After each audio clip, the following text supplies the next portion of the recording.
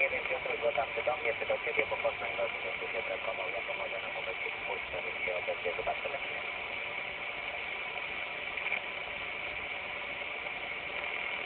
No proszę, proszę. Witam serdecznie, z tej strony operator Marek, witam Mareczku, Jarek się kłania z Manchesteru do tej strony. Witam serdecznie, oczywiście poznaję moderację, poznaję sygnał. Witam serdecznie, poznaję siebie. No co, siedzę na razie w domku, rozumiesz, mam wolne, przymusowe. Może tak nie będzie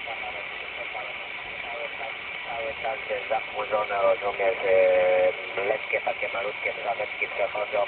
No ale z jednej strony dobrze, bo to wakacja tutaj u nas jest na razie.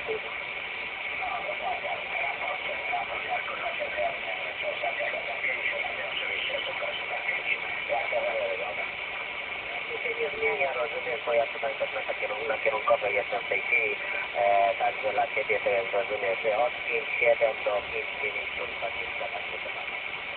Ja jeszcze powiem, jeśli chodzi o mojego kierownictwo reklamą, jak to wygląda?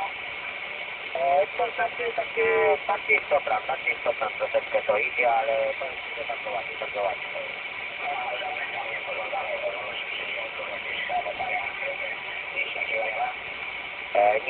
Nie ma, jeżeli powiem Ci, że dobrze masz ustawione.